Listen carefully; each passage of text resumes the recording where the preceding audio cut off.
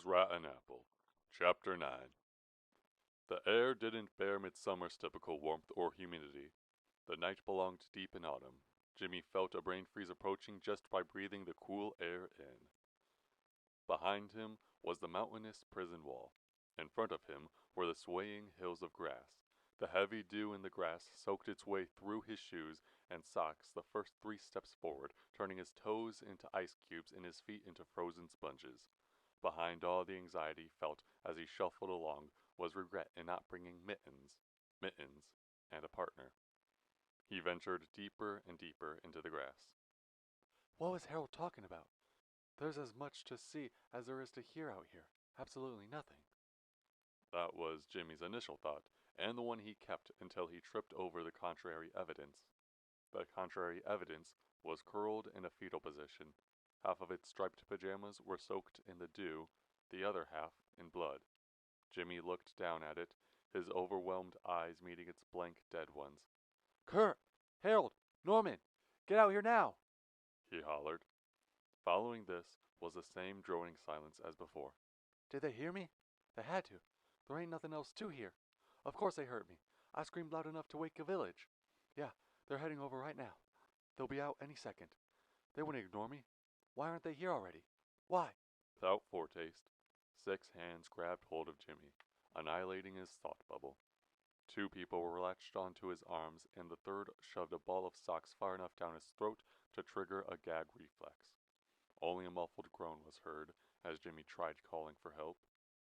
From the long grass, a work of magic rose. The prisoner Jimmy mistook for a corpse stood to his feet. Gripped in his hand was a cloth sack. Based on the jingle the sack produced when bounced, Jimmy assumed its contents included the very gravel manufactured within the courtyard walls. Another scream rose in Jimmy's throat and was blocked off by the gag. "Beat the bitch! Beat him, damn it!" one of Jimmy's restrainers shouted. "Get him right in the jaw of his! Get him!" Jimmy fell to the cold grass. He tried calling for help a second time, his shrieks as high and squealy as a pig's. No one heard him, though. He needed to be heard now more than ever, but the gag stopped his voice from traveling. Jimmy tried spitting out the gag, which tasted of blood and sour saliva, but had no luck. There was no use struggling at all. The 4 took turns passing the gravel-filled sack around, beating Jimmy in the face, shoulders, spine, and kneecaps. As the blood spilled from his body, all his energy and willpower drained as well. As one last display of pain and suffering, before unconsciousness, a waterfall of blood burst from his nose, drenching his face and neck. The blood gushed out until Jimmy was nothing but a life-size doll, a marionette without strings. To end it all off, the pretend corpse gave a swift kick to Jimmy's purple, mushy stomach. Silence followed.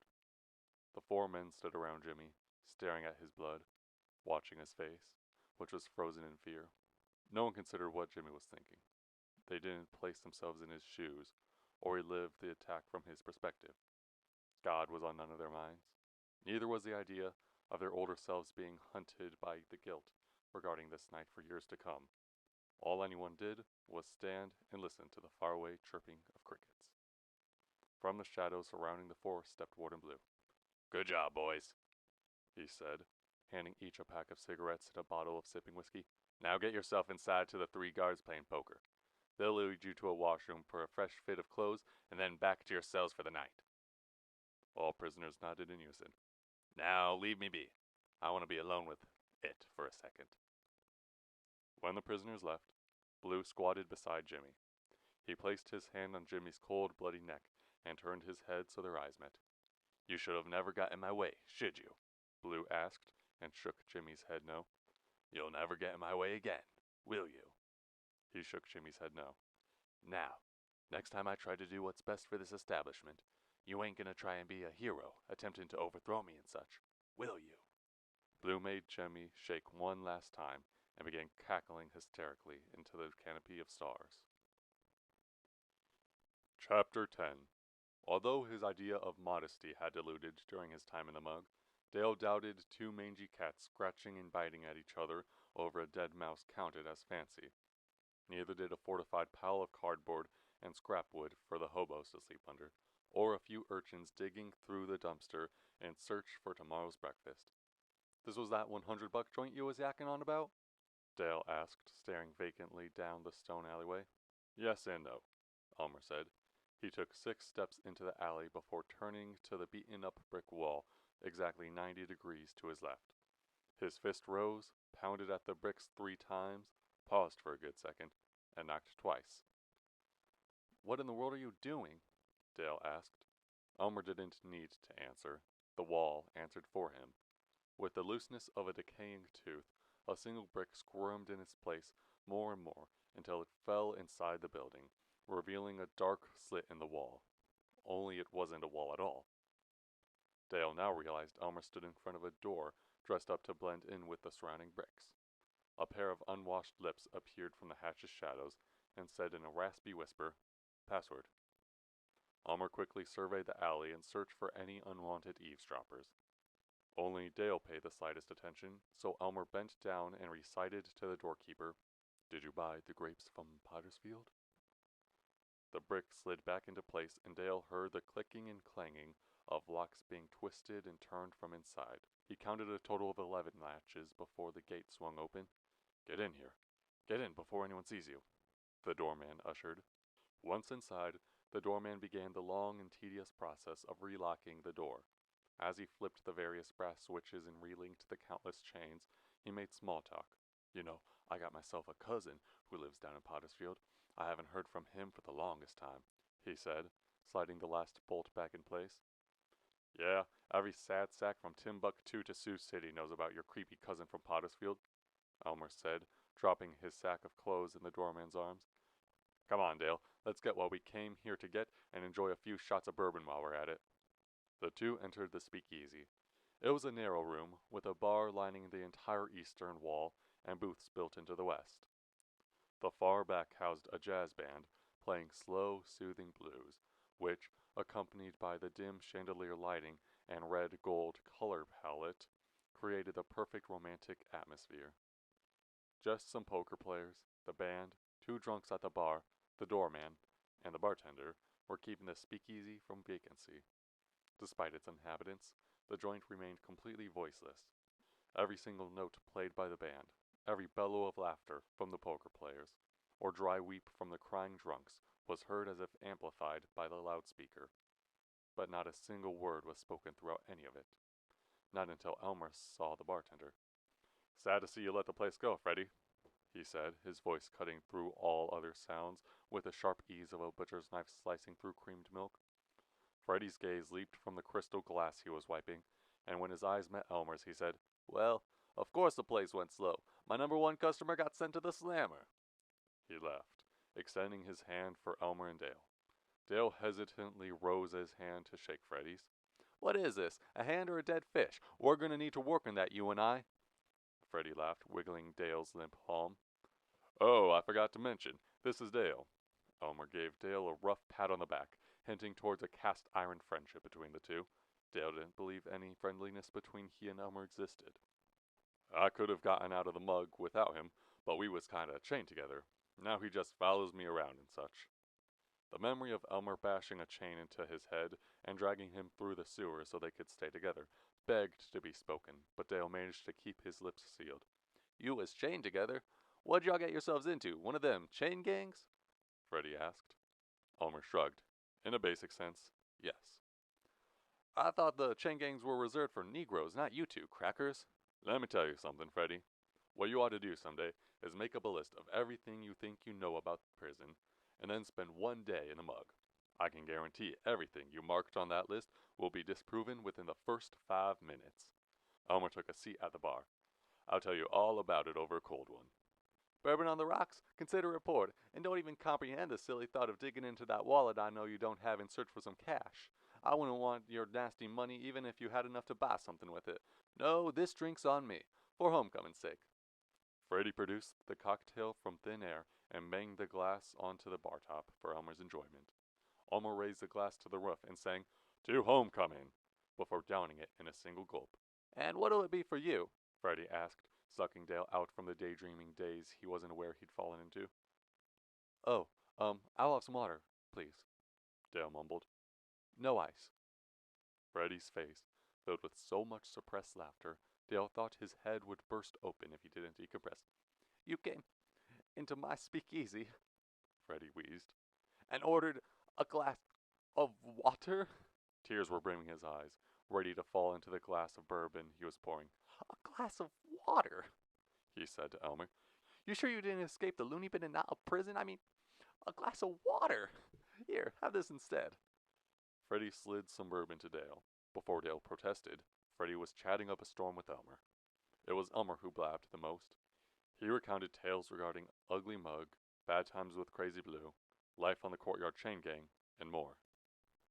Dale studied the two silently as they chatted away, Freddie in particularly. Despite the racial disparity of Freddie being black and Dale white, the two looked strikingly similar. Both were tall and slim with mustaches, emotional eyes, and a narrow jawline. Only, Freddie looked as though he was raised by movie stars and drowning in wealth, while Dale resembled a farmer's son whose only good use was standing in the field keeping the raccoons from the crops. And it wouldn't be fair to compare Freddie to Elmer. Dale figured if there was a spectrum of how appealing one would look if they tried, Freddie would be at one end, and Elmer would sit millions of miles over at the other. Yet Elmer and Freddie didn't mind one bit. While Dale and Freddie would have been mistaken as siblings if viewed through a colorblind lens, it was Freddie and Elmer who treated each other as brothers. And so, I concluded, if you need information, go to the guy with the most of it. That's what led me here, Elmer finished. I gotta say, I'm very disappointed in you, Elmer. I would have expected you to drop by just to say hello, Freddie said, his arms akimbo. But if information's what you want, today's your lucky day. You see, I worried a lot about this hobo crow fella.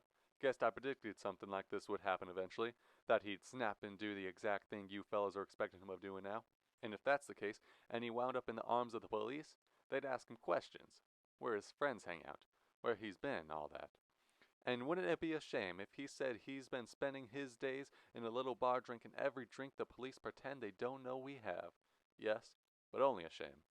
Now, if he blabbed that the owner was an especially wealthy Negro, why those badged Klansmen would have a field day making me pay for their phony protection. So, I kept a close eye on Crow, found out where he lived, who he talked to, what he spent his days doing. I've kept all his files down in my cellar. If you need, I'll be more than happy to grab them for you. Oh, that would be just grand, Elmer said. Alrighty then. It may take me a while, so don't miss me too hard. Behind Freddie's bar was a secret hatch leading to a shadow-painted cellar. Freddie creaked open the hatch and ascended its rotting staircase, swatting at the cobwebs on his way down and leaving Dale and Elmer to take turns sipping from the bourbon bottle left on his counter. He seems like a fun one, Dale said. Oh, you have no idea. That man was basically my father after my real one got arrested. Really? He looks half your age. Don't remind me. The kid ages like wine.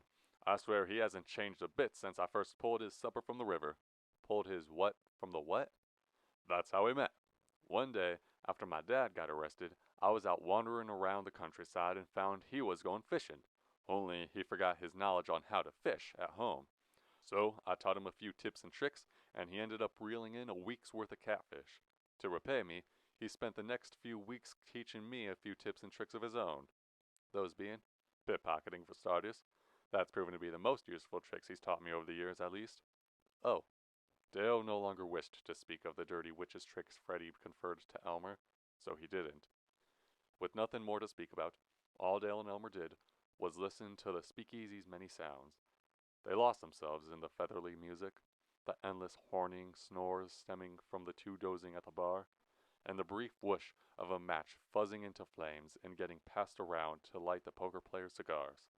The homogeneous blend of booze, the long day, and the speakeasy's hypnotic humming hung on Dale's eyelids, weighing them down further and further until he slipped into a light snooze. Just as he glided from snooze to slumber, and from slumber to pure sleep, a thunderous voice roared into the room. It vibrated the tables, rattled the glasses, turned all heads, and stopped the band altogether. I thought I smelled something funny. Should have known it was coming from you, said a Viking chiseled from Rose Quartz, wearing nothing but a mud-washed t-shirt tattered at the sleeves and tucked into his denim pants. His milk-saucer eyes were piercing directly into Elmer's, who in return said, And I thought you moved out into the country to get away from the booze. Must got one hell of a good sense of smell to detect me from out in your pig house. The man burped up a low donkey-like yee-haw and bent down to smack his knee twice, each slap sounding louder than pistol shots. "And I thought you says you was moving to the big house to get away from the booze." Another explosive fit of laughter rumbled out, this time with both hands clasped around his stomach. His body leaned so far back he nearly tipped over. If he had fallen, Dale was certain a new cellar entrance would have been created. The Viking beat his knee once more and asked, "Your toothpick of a friend, does he drink?" "Now I declare, I almost forgot all about him. Dale Hartsfield, this is Joe Hershey, the biggest, orneriest son of a gun you'll ever lay eyes on. Joe Hershey, this is Dale Hartsfield, the littlest, most pitiful son of a gun you'll ever lay eyes on. Frankly, I'd rather spare me the pain and not lay eyes on either of you, but y'all can dispute over who's prettier on your own time." Elmer's time to laugh had arrived, although his laugh wasn't half as endearing as Hershey's. "And to answer your next two questions, yes, Joe, he drinks, but no, he does not drink nearly as passionately as you do." Both Joe and Elmer crackled at that one. Hey! Y'all don't know jack about my drinking habits. I could slurp up a boatload if I put my mind to it," Dale said, sounding more childish than intended. In all truthfulness, the room began spinning a few sips ago. Nevertheless, his head was too swollen to allow assumptions to be made about him straight to his face, as Elmer and Joe were doing now. "You hearing this goofball too, right, Elmer?"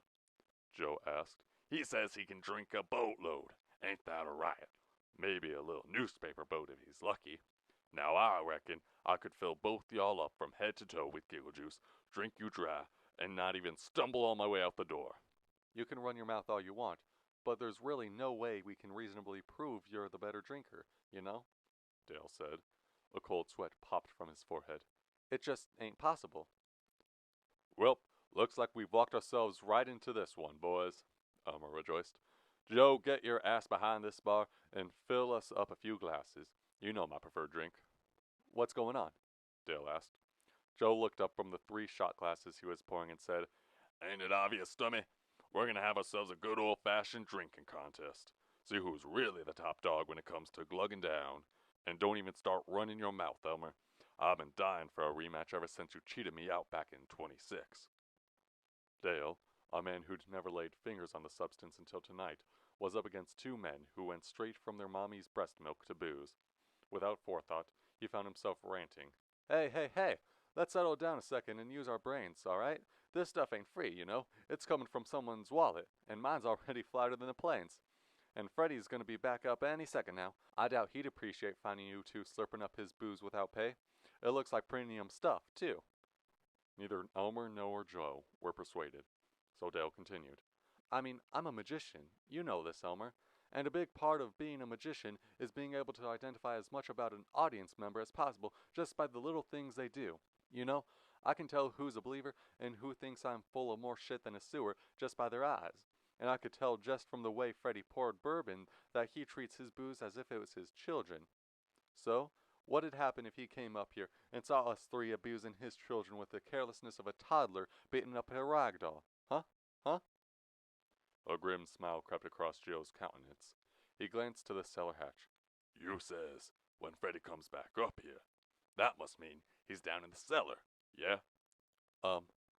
Dale said. "I heard a yes. You heard him, right, Elmer? That sumbitch said Freddy's down in the cellar. So now that Freddy ain't gonna see us drinking." Joe kicked the cellar hatch shut and stepped on top of it. "I guess he'll never know. So, what do you say? Care for a drink?"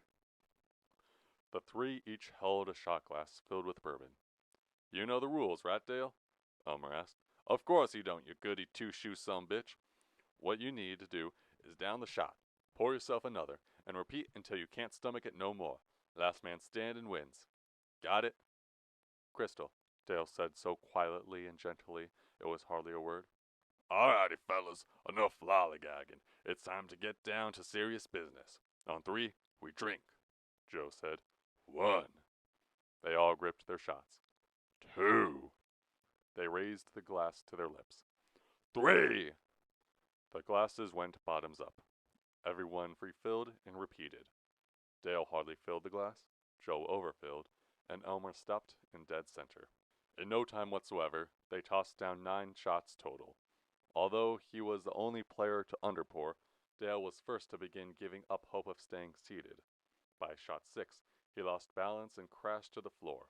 Everybody, including the poker players, laughed at his falling. "What are those bozos doing?" one poker player asked as everyone watched Dale climb back to a seat. "They're wasting all of Freddy's alcohol, that's what they're doing," another player pointed out. No, no, no. A waste would be if they were drinking in private. Because they decided to have their chug-off in public, it's just plain old entertainment." The player slapped down his cards and gravitated towards the bar.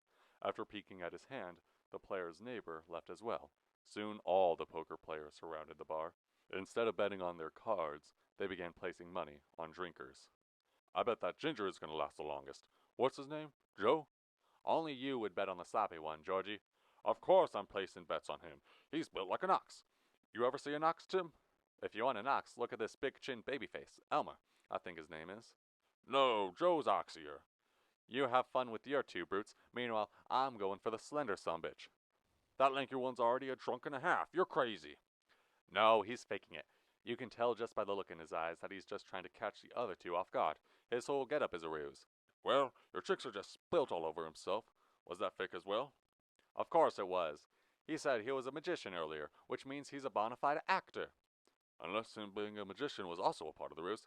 "It ain't true. Trust me." "Why not?" "Because it ain't. That's why." By the second bottle, quitting became a valid consideration for Elmer as well. That, or puke up every speck of food his guts had to offer. His doubt must have shown because the poker players began rooting for Joe. "Hershey! Hershey! Hershey!" they chanted, which only inspired Elmer to down another drink. 2 shots later, the chants became distant and faded. When it was time for round 16, he felt as though the entire building was one gigantic elevator, lowering deeper and deeper and deeper to the ground. So he decided to lower along with it. He was prepared for a long nap. With how much he drank, he deserved it.